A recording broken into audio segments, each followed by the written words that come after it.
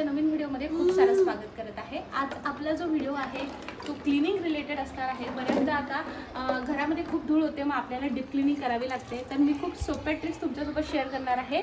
त्यामुळे तुम्ही हा व्हिडिओ शेवटपर्यंत नक्की बघा आणि आवडला असेल तर लाईक आणि सबस्क्राईब जरूर करा। आणि तुम्ही हा व्हिडिओ कोणत्या गावातून शहरातून बघत आहात तेही नक्की सांगा। आणि नीट बघू शकता, इकडे मी सगळ्या प्लास्टिकच्या कंटेनर भिजत ठेवल्या, तर तिचं बघा काय चालू आहे, मध्ये मध्ये तिचं सुरू आहे। त्यामुळे म्हटलं चला टीव्ही दाखवण्यापेक्षा हे बरं आहे। आणि इकडे माझं चालू आहे। मी भाड्याच्या घरामध्ये राहते आणि माझ्या किचन मध्ये बिलकुल ट्रॉलीज वगैरे काहीच नाही आणि स्टोरेज वगैरे तर बिलकुलच काही नाही। मग मी जेव्हा ह्या घरामध्ये आले होते तर मी हे रॅक खरेदी केलं होतं। मला असं वाटतं हे रॅक ऑल इन वन आहे।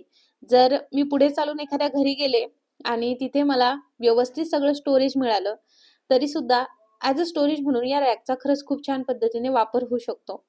जर तुम्ही सुद्धा भाड्याच्या घरात राहत असणार, स्टोरेज फार कमी असेल तर या रॅक मध्ये इन्व्हेस्ट करायला काहीच हरकत नाहीये। आता ते भागानुसार खरं तर याच्या रेंज आहेत। कुठे गावी तुम्हाला एक हा 1500 मध्ये मिळेल, कुठे 2000, कुठे 2.5, कुठे 3 किंवा त्यापेक्षा जास्तही जाऊ शकतो। मला हा 2800 मध्ये पडला होता आणि सेम मी जेव्हा गावाकडे गेले तर बघितलं तर काहीसा 1800 ते 2000 मध्ये होता। त्यामुळे भागानुसार याचे जे रेंज आहेत ते वेगवेगळे आहेत। तर माझा हॉल, बेडरूम वगैरे सगळं साफसफाई झाली। फक्त एक बेडरूम राहिलाय जो की त्यामध्ये सगळे कपडे वगैरे आहेत, त्यामुळे तो थोडासा जास्त वेळ घेईल, त्यामुळे थोडा पोर्शन होईल। तर मी ठरवलं होतं की सॅटर्डे संडे मला किचनची साफसफाई करायची आहे। सगळ्यात जास्त वेळ खाऊ काम म्हणजे किचनच्या साफसफाईचंच असतं आणि मेन माझं आज टार्गेट होतं की ह्या रॅक मधले एकूण एक भांड सगळे साफ करायचे, घासून वगैरे सगळे उन्हामध्ये सुकवून घ्यायचे। यामध्ये जे काही मी स्टोअर करून ठेवलं ते अशा पद्धतीने प्लेटीमध्ये काढून ठेवलं, जेणेकरून जोपर्यंत हे डबे मी घासून आणि व्यवस्थित सुकवून घेत आहे तोपर्यंत मी यांना सुद्धा ऊन दाखवून देईल। आता उन्हाळा सुरू झाला आहे, त्यामुळे उन्हाचा आपण छानपैकी व्यवस्थित त्याचा वापर केला पाहिजे। त्यामुळे वाळवणीचे पदार्थ तर तुम्ही स्टार्ट केले असेल किंवा कराल, तर सेम पद्धतीने आपल्या डाळी वगैरे याला कीड वगैरे लागायला नको म्हणून ऊन नक्की दाखवायचं। तर मी काय केलं, सगळ्यात प्रथम यामधलं जेही डाळ असेल, तांदूळ असेल सगळे काढून घेतले आणि प्लेटीमध्ये ठेवून ते उन्हामध्ये ठेवले। त्यानंतर माझं टार्गेट होतं की हे सगळे भांडे व्यवस्थितरित्या स्वच्छ करणे। आता यामध्ये दोन याने मी डिव्हाइड केलं। पहिलं म्हणजे ज्या काही प्लास्टिकच्या बरण्या आहेत त्या वेगळ्या क्लीन करायच्या। तर यासाठी मी बकेटमध्ये कोमट पाणी घेतलं आहे। स्पेशली प्लास्टिकचे कंटेनर तुमच्याकडे असेल तर कोमट पाणी घ्यायचं आहे। त्यानंतर त्यामध्ये मी शॅम्पू टाकला आहे आणि डिशवॉश लिक्विड टाकलं आहे। मला शॅम्पूचा खरंच खूप छान रिझल्ट येतो हे प्लास्टिक कंटेनर साफ करण्यासाठी, त्यामुळे मी ही ट्रिक तुमच्यासोबत शेअर करत आहे। आणि कोमटच पाणी घ्या आणि जेवढे तुमच्याकडे प्लास्टिकचे कंटेनर आहेत सेम मेथड तुम्ही काचेच्या भांड्यांसाठी सुद्धा करू शकता। तुम्हाला या पाण्यामध्ये हे कमीत कमी 30 मिनिटं तरी भिजत ठेवायचे आहेत, कारण प्लास्टिकच्या कंटेनर वरती भरपूर चिकट थर जमा होतो आणि जर आपण तसाच तो घासणीवरती व्यवस्थितरित्या डिशवॉश लिक्विड टाकून घासायला घेतला तर कष्ट जास्त घ्यावे लागतात। तर ही टिप नक्की फॉलो करा। तेच पाणी मी ना स्टीलच्या सगळ्या भांड्यांवरती टाकून ठेवलंय, किंवा तुम्ही अशा पद्धतीने पूर्ण भांड्यांमध्ये थोडं ना शॅम्पू टाकू शकता, किंवा डिशवॉश लिक्विड आणि शॅम्पू व्यवस्थित मिक्स करून भांडे एकदा नक्की घासून बघा। खूप सोपी टेक्निक आहे आणि सगळ्यात प्रथम सगळ्या भांड्यांवरती हे पाणी टाकून घ्यायचं। आता मी सगळे जे काही भांडे आहेत स्पेशली स्टीलचे भांडे, तर हे व्यवस्थितरित्या डिशवॉश लिक्विडचाच वापर करून घासत आहे। तुम्ही जर साबण वापरत असणार ना तर एकदा डिशवॉश लिक्विड अवश्य वापरा, जर तुम्ही किचनचं डीप क्लीन करत असणार। मला असं वाटतं साबणपेक्षा हा माझा पर्सनली आहे, माझा पर्सनल अनुभव आहे, सगळ्यांचं वेगवेगळं मत असू शकतं। तर खूप छान शाईन येते आणि पटकनशे निघतात असं माझं मत आहे। आणि भांड्यांमधून जो काही स्मेल आहे तो सुद्धा खूप छान येतो, त्यामुळे मी इकडे ना स्पेशली डिशवॉश लिक्विड वापरत आहे।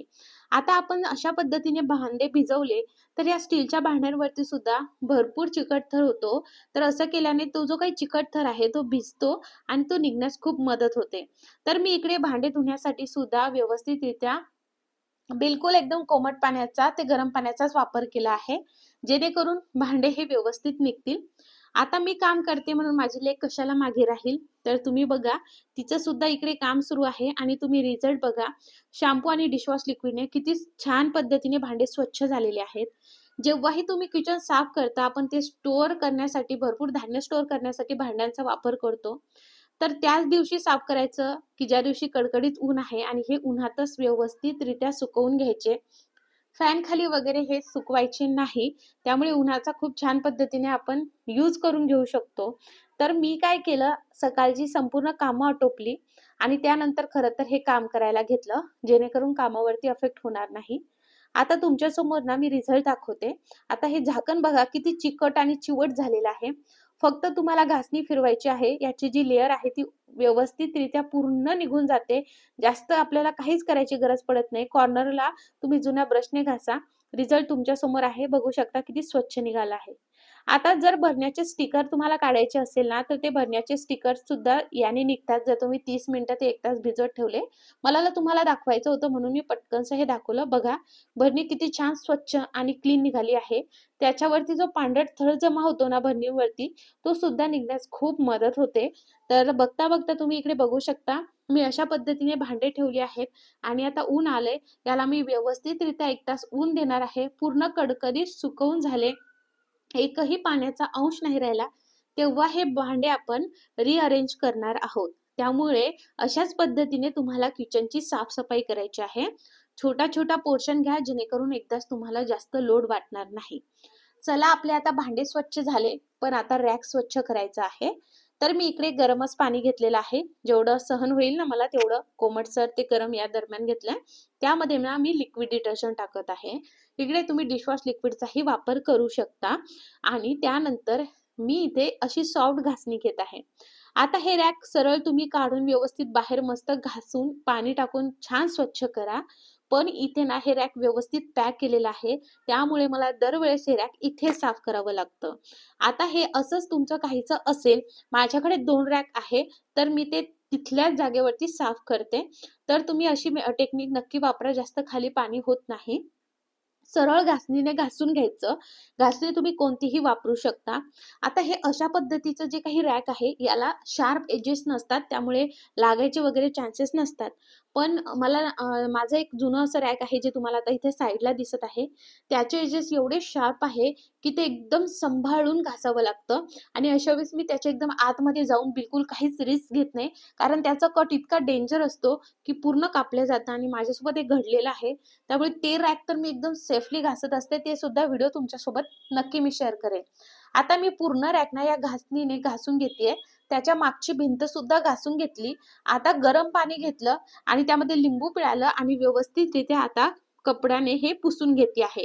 कारण पाणी तर टाकू शकत नाही. तसं माझ्या किचनमध्ये पाणी टाकलं तर ते व्यवस्थित बाहेर सुद्धा निघतं. पण तेच आपलं काम पुन्हा वाढतं. त्यामुळे मी अशा पद्धतीने ओला कपडा करून पुसून घेते आहे. तुम्ही सुद्धा असंच करू शकता. तुम्ही हा व्हिडिओ कोणत्या गावातून किंवा कोणत्या शहरातून बघत आहात, मला कमेंट करून नक्की सांगा. म्हणजे मला तुमचा आभार मानता येतील आणि मला सुद्धा कळेल की आपला व्हिडिओ कोणत्या गावापर्यंत किंवा कोणत्या शहरापर्यंत पोहोचलेला आहे ते. अशा पद्धतीने स्वच्छ केलं की तुम्ही बघणार, ज्या पद्धतीने तुम्ही तुमचा रॅक घासता आणि धुताना तसाच अगदी व्यवस्थित रिझल्ट तुम्हाला मिळतो. मी हा व्हिडिओ तुमच्यासोबत यासाठी शेअर करत आहे, कारण उन्हाळा म्हटलं की आपली साफसफाई सुरू होते. कारण उन्हाळ्यामध्ये आपल्या घरामध्ये एवढी धूळ होते की आपल्याला साफसफाई ही नेहमी करतच राहावी लागते. आणि असंही समोर आता गुढीपाडवा वगैरे येणार आहे, त्यामुळे सगळे साफसफाई करतील. तर मला असं वाटतं हा व्हिडिओ तुम्हाला खूप माहितीपूर्ण, मोलाचा आणि युजफुल ठरेल. तुम्ही मी ज्या ट्रिक्स सांगितल्या आहेत त्या नक्की फॉलो करा. आता तुम्ही एवढी मेहनत केली आहे आणि तुम्हाला आता मला माहिती आहे तुमच्याकडे एवढा टाइम सुद्धा नाही आहे. तर तुम्ही काय करायचं हे सुद्धा मी समोर सांगते. आता आपले व्यवस्थित डब्बे सुद्धा वाळत आहेत, सुकत आहेत. आता रॅकला सुद्धा आपल्याला साधारणतः कमीत कमी आपण 30 मिनिटं देऊयात, जेणेकरून हे व्यवस्थित ड्राय होईल. त्याच्या मागची भिंत वगैरे सगळं पाणी सुकून जाईल. आता त्यानंतर मी पेपर घेतले, न्यूजपेपर, आणि हे यावरती टाकले. असं केल्याने जे आपलं एक्स्ट्रा काम आहे ते वाचतं. ते कसं, तर यावरती धूळ होत नाही.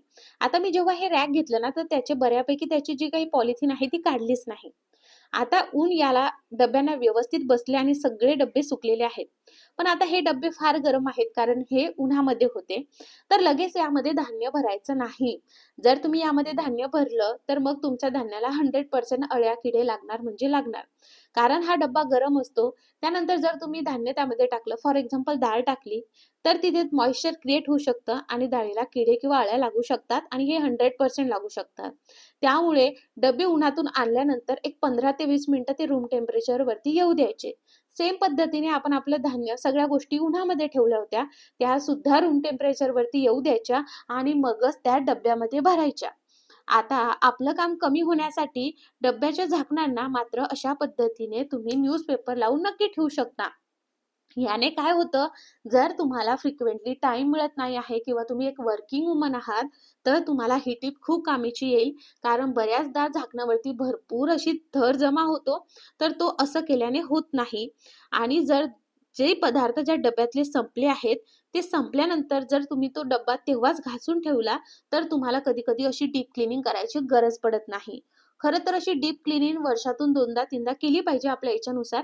पण आपण ही डीप क्लीनिंग बी करायलाच हवी. कधी-कधी सगळंच काढलं आणि सगळंच एकदम साफ केलं, तर घर खूप छान अगदी व्यवस्थित क्लीन दिसतं.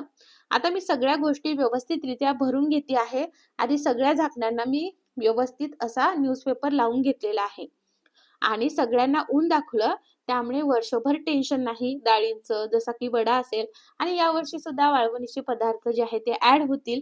त्यामुळे अशा पद्धतीने तुम्ही जर केलं, तर वर्षभर आळ्या, किडे वगैरे लागत नाही किंवा एक्स्ट्रा एफर्ट घ्यायची गरज पडत नाही. जेव्हा जो डब्यातला पदार्थ संपला आहे, तर तो डबा जेव्हा तुम्ही काढता, तर तुम्हाला ते झाकणाचा न्यूजपेपर काढायची गरज नाही. तुम्ही तो डबा स्वच्छ धुवून घेऊ शकता.